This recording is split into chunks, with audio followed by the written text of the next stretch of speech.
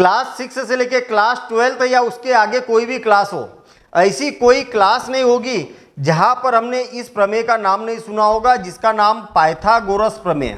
Pythagoras प्रमेय से प्रसिद्ध यह प्रमेय है।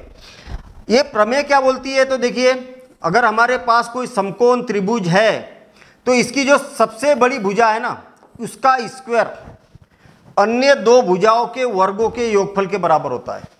सबसे बड़ी भुजा का वर्ग अन्य दो भुजाओं के वर्गों के योगफल के बराबर होता है। तो क्या ये कॉन्सेप्ट क्या वास्तव में पाइथागोरस ने ही दिया था? तो इस इतिहास को थोड़ा सा हम पीछे जाने की कोशिश करते हैं।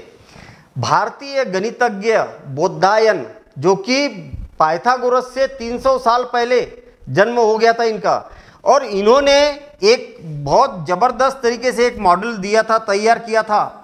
उन्होंने बोला था कि अगर कोई भी समकोण त्रिभुज है हमारे पास में, कैसा भी राइट एंगल ट्रायंगल है, इनकी भुजाओं का, हमारे पास में जो ये भुजाएं है, इसका इस पर एक वर्ग बना लीजिए, इस भुजा की माप का एक वर्ग बना लीजिए, और एक वर्ग इस भुजा की माप का बना लीजिए। अगर ये जो दोनों वर्ग है, इसका क्षेत्रफल, ये दोनों वर्गों के क्षेत्रफल को अगर जोड़ दिया जाए, यानी कि इसका वर्ग कर दिया जाए, तो ये हमेशा हमेशा इसके वर्ग के बराबर होता है, इसके क्षेत्रफल के बराबर होता है। और इसी आधार पर एक मॉडल भी तैयार किया गया, और इस मॉडल को जरा ध्यान से समझिए। हमारे पास में एक समकोण त्रिभुज है यहाँ पर, और हर भुजा पर हमने क्या किया, एक वर्गाकार बर्तन लगा दिए, या इस प्रकार से डिजाइन किया। आप बोलेंगे कि ये तो क्या वॉल्यूम बन गया, आयतन बन गया।